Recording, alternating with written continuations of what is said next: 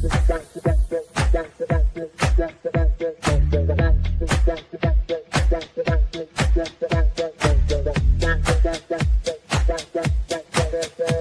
Connections Radio presents. Did you know your clothing could help balance your body's pH levels? Our cutting-edge fabric technology naturally promotes optimal pH balance, helping you feel energized, refreshed, and at your best every day. Use promo code PRTalk for more info. Tap the link in the description or contact our experts at 702-445-9488 to learn more.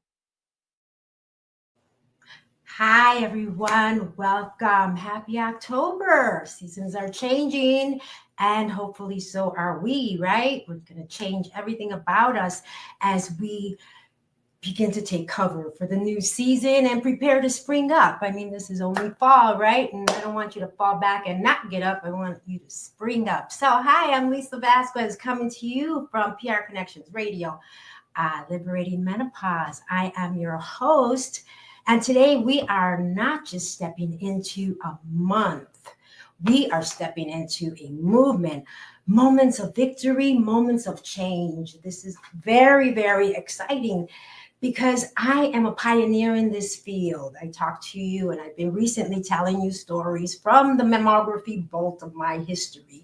But to take you all the way back, I celebrate this with the new 40 years that we are celebrating today because that's when the American Cancer Society came together with actually an industry of chemicals. And that's when it was like a 1 week conversation that turned into amplified into this big monthly celebration, but of course focused on the 1 week, the week of the 13th, celebrating the date on the 15th of October. And so sharing all this information, as I said, October, we go beyond the pink ribbon, because sometimes people look at it, it's, that month, and it's, this month is very important. These are bell ringers. It's the end of the year, did our women, did you do your checkups? Have you checked in? Have you used up all the credits that we get from insurances for annual studies? Sorry to hear that. Unfortunately, there's going to be a lot of changes in that industry. So, taking advantage of this time now before any new changes start to kick in with our care and our screenings and our checkups, it's important to really get all this in, especially if all your deductibles are caught up. That really, creates a change. But most importantly, nothing should really be an incentive to really get you to take care and do your self-care. So just on that note, I do want to bring this information to you and share.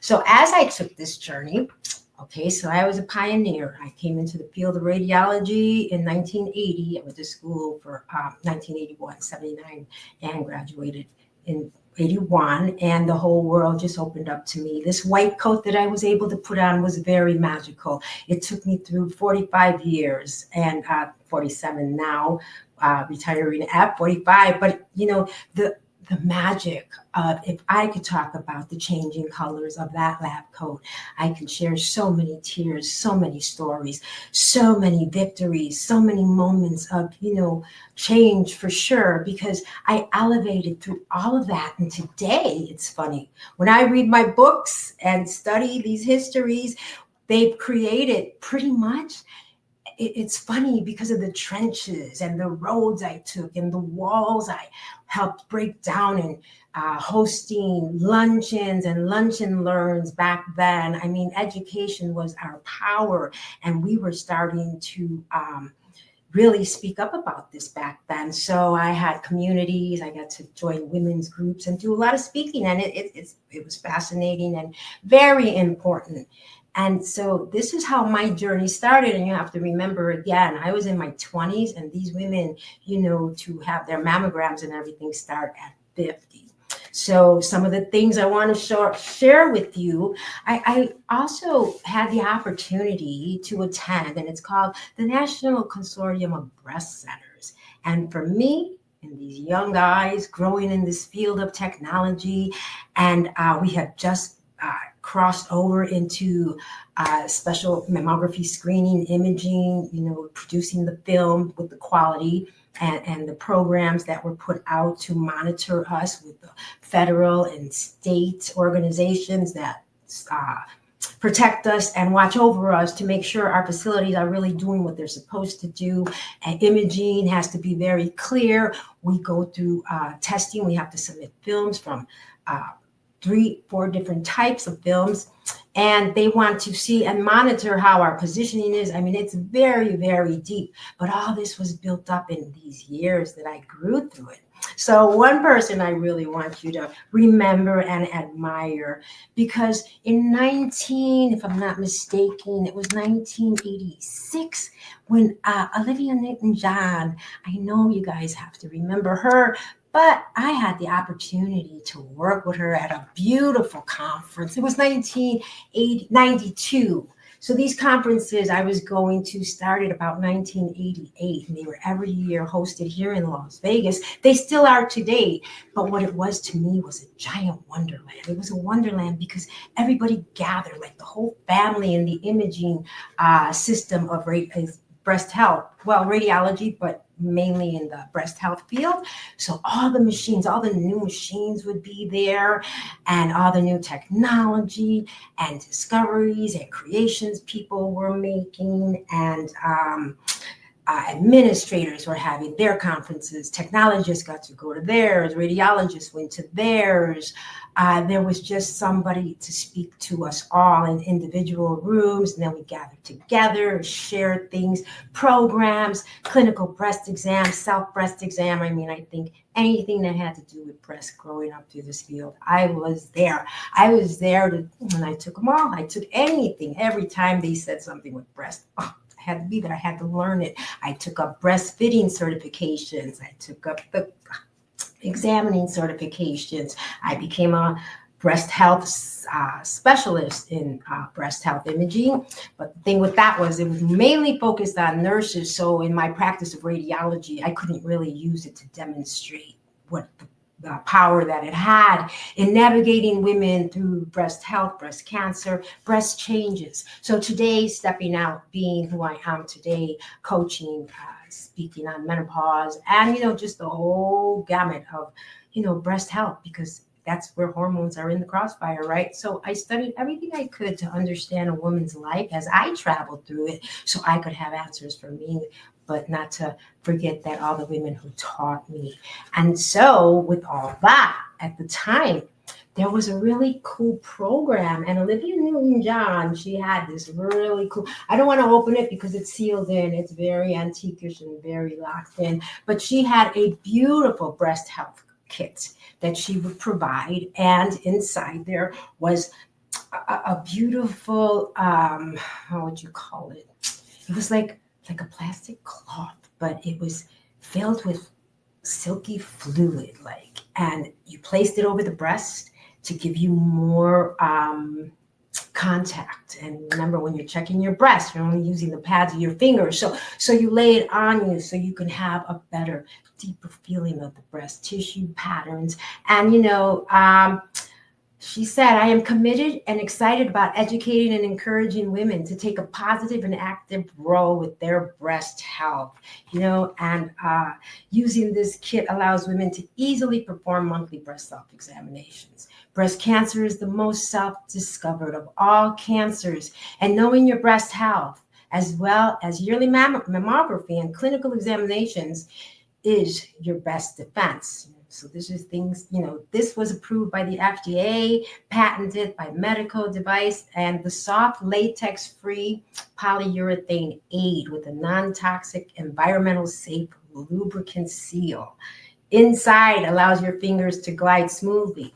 So remember, that's how old this is. I've had it this long. I'm sad to hear when she left us, but I'm always going to remember the time with her, taking these pictures and, enjoying the stories and the studies. So with that, before I really get into some of the things I want to talk about today, the awareness, we go beyond, I said, the pink ribbon, right? I would like to bring and show you, because I became creative and I created this little hummingbird. I don't know if you could see my little hummingbird. Anyway, it's a breast health care pin and it's a hummingbird, and it actually has a little measuring tape on the little wings at the bottom of the ribbon, because that created the breast fittings and, just our health in everything, because certain sizes that we increase to can be pretty hazardous if it increases with our estrogen levels and things like that. So just always monitoring, our size is very, very important. So I wanted to exemplify that, I guess you would say, on the nurturing that we do. And a hummingbird, of course, because, he goes everywhere and nourishes, right? He helps everybody grow and flourish. And again, that's my whole life of what I've been doing. So with that, now we're going to talk about breast health. And I was telling you about that self-examinations. And I want you to, I don't know if you're listening on the road or if you were actually watching this, which I hope you are. And if you are listening, maybe you'll have a chance to see this podcast in view. So these are beads, all right? This was a chain of health. Oh, let me see. Sorry. My camera. So if you notice that top bead, and it can even be smaller than that, because these are sizes of what a breast lump can actually feel like. And it can be as small as what you're seeing there, but it could actually be as small as a bird seed. Sometimes they feel literally like a bird seed, like a piece of rice. And this part of the understanding is, back in the day when I started in pioneer years, these were the kind of lumps that were walking in. I know last week I was giving you some big stories about these sizes and the way they can make their way out of our bodies. And I know it might have been a little, I wouldn't say too much, because it is a reality and it can happen. And one thing to really understand from this point of view is that breast cancer is a real terrorist. It's an attacker. You have no control of it, because we don't know who it's going to attack. It can come at any time. It's very silent. And it's important to understand that this is why we screen. This is what screening was all about, is because things you can touch, feel, are so important. And that's why the examination of your own breast today is important, because I was telling you that a lot of clinical breast exams have cut down. The doctors, I don't know if it's their timing or whatever, but they have stopped not practicing as much. Some may be doing it, but from what I've known and understand here is that a lot of them have stopped that. And so women, it's really up to us. We have that power. This is our bodies. We are in control, and we should be, really taking active roles in this, again, because our rates are going up in our younger women. And this is a place where things have elevated, and we have come a long way in how we take care of you and processes that we put you through. But the point is that to kind of watch all of that. And, as I said, it's a terrorist. So no genetics can be involved, because even if you have a history, doesn't mean that that's going to be affected to you, because I told you there were so many people that don't have a history and are affected. So, understanding all these important issues. I have another thing I want to show you. So this is a mammocare lump chart, and these are found, by accident. And that's what it says. You believe that? This big one up here, found by accident. Infrequent, monthly, conventional clinical breast exams, mammocare clinical breast exams, and then your self breast exams. That's how tiny it can actually be found. But this is, as I said, as I was leaving the field, not all lumps are felt. So that was the sad part about when on my exit I was leaving, and suddenly this goes back to really understanding where you're having your imaging done, really keeping track of the history. And I talk about how comparison studies are so important. And we're going to get into a really cool story about that in a moment, because this subject is very important, as I said, because mammograms, they're not just once, but for a lifetime. They really are. And, I know some people like to go 1 year, wait 4 years maybe. But as I told you, that sometimes after 1 year, things can pop up, right? And it's not normal, but it can happen. And the thing about that is that year is missed. Now we're going into the second year. And just say it was already there and you didn't know, because I said some of these are not felt. Now you come back and it's even gone farther than it had a year ago. Understanding every 6 months takes a change in the body. This is why we ask for a 6-month follow-up. We don't want you to come 8 months. We don't want you to come 3 months. 6-month follow-up is due because the whole body takes a whole shift and change. And so anything that we're studying to create and see if something's going to change or if it's stable is noted by that 6-month change. So that's why that follow-up is so important. But so many women, they actually wait the 6 months for their whole year, and then they come in, and I'm telling you, so many surprises have come in. That is why I take you here, because these are not stories that you'll hear, because even with the doctors, I'm the imaging tech. I'm the one at the front line. I'm where it starts first, before the radiologist even gets the story, before you can tell the doctor. This is where we are the front line. We are the service army that provides this mission to accomplish for you by getting good quality images, by getting you into a mammogram and having you feel like nothing even happened. It's a 1, 2, 3 thing. And I understand some people get really crushed in this. And I'm sorry to hear that, because there is a special touch that's involved in the pressure applied to the mammogram. And I've seen so many stories, so many women despaired, so many women scared. I was telling you about the small physique women, how upsetting they get because of the tugging and what happens. And I told you how I had to master that for a 1, 2, 3 thing, because we don't want to struggle with that and upset her more, because she's already challenged just by walking past that door and taking off her gown. So understanding this, these lumps that I was showing you that is prominent and found today. What's interesting about this one is that sometimes people that are very buxom, very busty, these things can be hidden underneath the breast. So we all know that after changes in life, the fibrous tissue in our breast changes, which sometimes collapses the breast, right? And that's where it drops down. But thing about that is that this is why you lay back, you put your hands up, and you're all underneath there to feel these things, because if you're just standing there and doing that, for one thing, you're going to have a lot of overlapping tissue because everything's falling on top of each other, right? So you're really not going to feel it. But you can't imagine how many hidden lumps, and I'm talking serious lumps that were very, had a very big diagnosis, were found down there. And it was sad for the woman, because she came in for a mammogram and she didn't even know. So, when we had to tell her that, it was just very upsetting. And I'm not here to really bum you out about any of this, because it's not a bummer. It's not. It's really, it's our chance to take action on ourselves. It's what's lurking out there. And as we protect ourselves, this is what I want to enlighten you on, because we have that power today. We have the education. We bring understanding to you, and we want you to have a lot of clarity on this subject. And again, getting everything done before the end of the year.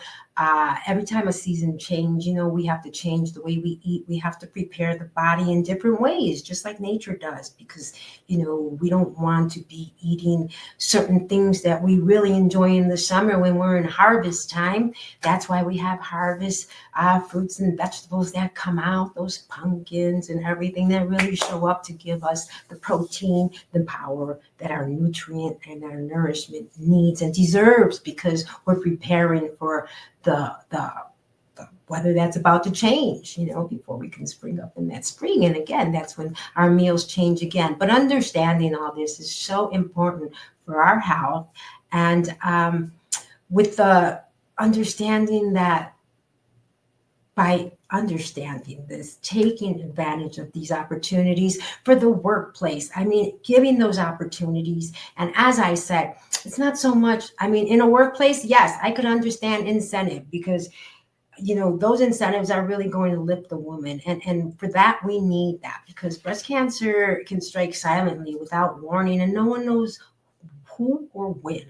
And this is what, and then when you have that diagnosis and you come back to work and now you're working under a new identity because it's a silent one, it's hidden, and we're not talking about it. And you have to deal with this by yourself. And this is why, if we speak more, I mean, it's been silent a lot of years. And so by talking about it today is what's so important because we need to stop the silence. I was looking up histories of why this isn't really spoken in the workplace, and it's really not. And that's really because of the confidentiality. And yes, this is a respect for that, I understand. But the issues are out there, whether you hang up posters and just show in a subliminal suggestion that you support us women and you recognize this and let's change the way the kitchen's presented today because it's October, fall. Let's change the whatever they provide as food to nourish you, but to nourish you according to the calendar because we live on a calendar life and our hormones and everything that are speaking are really requesting some of these things to empower you even more later. So coming into some of the stories I wanted to tell you with wisdom and lived experience, one big story was this one. This one's very interesting. And so I had a woman who came in and she hadn't had a mammogram in a while. So that was the first thing. So I have this history sheet and she's telling me all about it. But, what's shocking to her is that most women, we have a lot of breast tenderness in our left breast. For what odd reason, it's kind of mystery of the breast pain. And we don't really know why. And it's not because your heart's there. It's not because it's mystery of the breast pain. It's, and not every woman does. And it could be maybe high rates of caffeine because caffeine is a tenderizer in the breast tissue. So if anybody's going for a mammogram, you really want to cut down on that so that you're not more sensitive to the exam. Caffeine is a big marker for that. So anyway, left breast, big. When I first started my career as a mammographer, here I am, as I said, new to all of this, and I always started on the left. Well, it was excruciating, and I didn't know why. And every woman, and I started feeling bad, and I was like, oh my gosh. So, there's different ways. I mean, there was certain routine ways that you study and learn in school, and it starts on that angle, and then it goes into a surface imaging, and then it goes back into the angle for the other side, and then another surface imaging. So that was kind of the flow. And then I started seeing all these women in pain, and I was like, wow. And then we see that the tenderness is rising, but it's shocking and it's hurting them. And now, oh my God, do you think you want to proceed when we find out that you're having this sensitivity? Well, we have to complete the exam, right? So as we proceed, you start to see the change because now you get on that right side and it's like, wow, there was nothing there. There was no pain. There was no stimulation of any kind of reaction to that. So then I started changing the way I focused on women, and I would start with the left side on the, well, no, I didn't start with the left side on the angle. I should say I started with the right side on the angle, and then I went down into the two front views, and then I would go on to the left. And by that smoothing way, if anything was to upset her, it would be that last image. But she's already kind of been in the flow, and she's really relaxed and doing this. And there it is. We completed the exam and it came out beautiful and she's all relaxed because without that relaxation in the image, you can see the crunching, you can see the stiffness of the muscle. You can see this woman wasn't really comfortable. So you really want that relaxation so that all the tissue displays evenly in the way we need it to be a reading. So this woman came in and she's, requesting a mammogram because her concern was that tenderness. What happened was it was her cat. She loves cats, and this cat leaped and it hit her on her breast. And that little paw pressed on one part, which could have been a very stimulated part, because sometimes in that breast tenderness, it's not always the whole breast. It could be certain pain points on there. So anyway, the cat hit the breast, and this is what stimulated her to come in to get this mammogram. And that was her concern with the write-up on the history, which she was all about this left breast pain that she was having after the cat leaped onto her. So as we continue, now this study has to be a diagnostic study because we have a screening routine study, and that's no symptoms. That's somebody who's just coming in. It's time for their annual checkup, and they want to get their checkup, their self-care, their checkup is here. That's what a screening routine mammogram is. And that's all we're going to do. We're not going to do anything invasive, investigative, because that's not what that study is. That's for us to start the scouting. And so then it goes into our automatic pile and gets waited to be read. And then, sometimes we'll get into that one moment about those comparisons. Anyway, so here's this woman. So now she signed up for a diagnostic study, which will include ultrasound for that left breast, because that's the breast of concern. And so we're continuing the exam. Now, at the time I was doing this exam, I was only in the 2D imaging. So this is only the 4 pictures. We didn't have the technology that we have today with 3D imaging. So there's those 2D imagings. And ultrasound, of course, is even more important at this time because we lacked the breakdown of the tissue patterns with 3D at that time. So after we finished our exams, I finished my exams, to my surprise, because as you know, I'm behind the scenes, I'm behind the screen, and I can see what's happening. And there it was. I got to the right side, and unfortunately, there was a breast cancer visual. Now, you have to remember, she's concerned about the left, never even thinking something like that could happen, because it was a, startling moment with that tenderness, pain. So we send her on to ultrasound, and now we're going to have a much better confirmation of what's going on. And this woman came into what we call is a BIRAD spore. And this is a highly suspicious area that we need to suggest more investigative studies. We need to talk to her doctor and inform them so they can get her to return back. We need to do a biopsy. And now her life is about to change, because until those results of pathology come back, we don't have a full confirmation. But from what we're seeing, sometimes, as I told you, the true colors exist, and we can tell pretty much. And that's why it's a suspicious area. And this is how it has to be documented. Next week, when I talk to you, I'm going to tell you about the imaging positions and, what these BIRAD codes mean, and what that letter that you get that talks about breast density, what that's all about, because we didn't have that a long time ago. So this is really cool. So anyway, so unfortunately, this is what happened to that woman, and sorry, I think when I do that, this is just one of those stories of that silent attacker. And think about it, if it wasn't for her cat announcing this to her, she may have never come in, and we may have never found that. So this goes back to the armor, and because of prevention in the form of power that we have today, by being proactive and doing this, again, I bring you these stories. And it's not to alarm you, but it is to tell you that true stories do take place with women behind closed doors in the mammography room on a daily basis. And,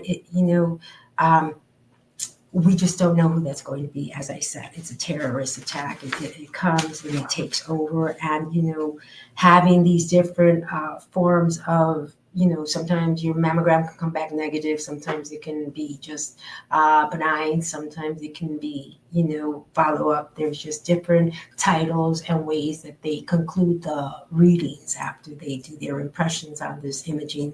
And that's mostly because, thanks to federal and state rules, we have to make sure that a woman knows everything. And then a letter is sent out to her, but her doctor's already aware. She's kind of been noted and been informed. And so now, here's where a lot of mentality mindset kicks in, because she, whether she drove by herself or she has somebody with her, women really conceal this. And it's a very sad moment when I understand that, because you don't want to tell anybody, you don't want anybody to be startled by it. You don't even really know what's happening. And so how do you start to discuss this and even say that? Sometimes women go and say, hey, they found something on my mammogram and I have to go back to it, and, sometimes, they're okay with that.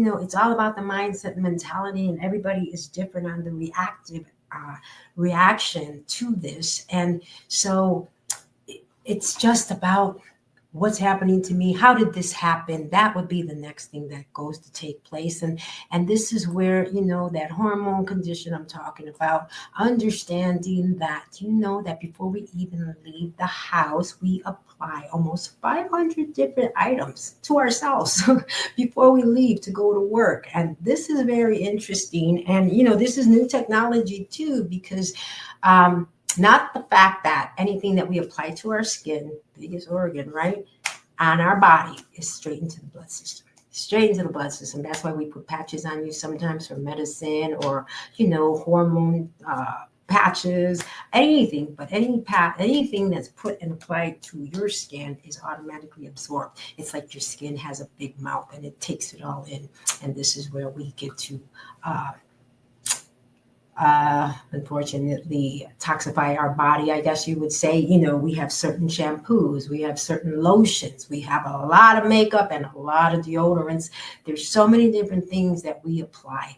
I know it's not easy to be in a holistic world and stay all natural and do all those things, but being aware of what you're putting on yourself, and is it really necessary?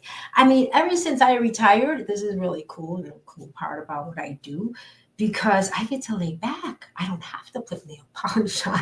I don't have to you put oils on and, things that are really going to moisturize your body, like coconut oil, vitamin E's, different things that are absorbing into you to be good. Now, I'm not saying all the oils, because we don't want to bring any kind of other congestions into your skin, but there's just a lot of natural ways to apply to your skin and help. And so, there's fragrances that we put on. There's nail polishes, I was just saying. And then remember, and again, I love all the fashion, all the statements, wearing nails, doing the nail thing. That is a really great thing. But again, there's a lot of women that I understand and know. And, that artwork is like so addicting. It's constant, and you don't want to be caught without your nails, especially when you're at work, right? But you have to understand all the toxins, all the chemicals that are going on there, all the glue. And I could say that because I did I have done in the past modeling. I have been entered in pageants. I have done things where, these things are necessary for the outfit and, for how you will, present yourself. But one day I needed some nails, and they put on so much glue on those nails. Now, it was a kind of like an emergency. I needed it for like right away. So I went, and you believe around here, because I'm from Las Vegas, Nevada, right? So we have maybe there too, wherever you're at, but we had a 24-hour nail place around. And funny, because my husband found it for me because I was in such a panic. Like, what am I going to do? So we went there. And it looked all cool. I thought, yeah, great, I'm going to get my nails done. But the guy, after I seen him putting on, I never really watched them do the glue thing, but I felt like it was a lot. And this is like super glue stuff, right? I got sick after that. I mean, there was so much that I pretty much got a little toxin, toxins in my body. I felt sick. I couldn't believe it. And, and then those things are not easy to get off, right? But it didn't matter at that point, because it's already absorbed into me, and I could already feel the difference. And I was like, wow, that's just really crazy. So, definitely never, unfortunately, went back to that place, but always watched and, started doing, they have this other really cool way to do it. And it's called a nail dip, and it's with powder. It's not so much with that, a lot of the toxins that go through it. So if you ever go out for nails and it's a dipping powder, I think it's really cool, because they take your nail and they actually dip it into a colored powder. And then when you look at it, it's all right there, like all natural. It's a really good practice. So if I do it, that's my girl who I'll go to get that done. So outside of that, antibacterial soaps, a lot of that stuff, toothpaste, plastic containers, cosmetic packaging, let alone some of the detergents that we use on our sheets and everything we sleep on, cosmetics, packaging, all these different things, lipsticks. Oh my gosh, lipsticks, yes. For sure, the moisture, the processed foods, the junk food, all these things that create can actually put the house on fire inside our bodies is what I call it. That's the inflammation building up. And besides the stress levels that are raising the cortisol levels and really putting the house on fire. And so by, cutting down on some of these or really just looking into some of the things you're doing, but most importantly, even though you read those labels and you still need it, but it has all those chemicals in it. I mean, at least know about it and be aware of some words that can be pretty ferocious out there that you're applying to yourself that are masked in different languages, different names, but they really mean what I'm talking about. So thinking about that, just really understanding these things because it's so important. And often some contain a lot of hidden disruptors, a lot. So you just don't know. And, this wasn't how it was. Like I was saying, back in the environment of growing up a long time ago, I saw women and they were coming in, they were, very alive in their presentations to me. Their hair was, fully loaded, a little on the over healthy side, but nonetheless healthier.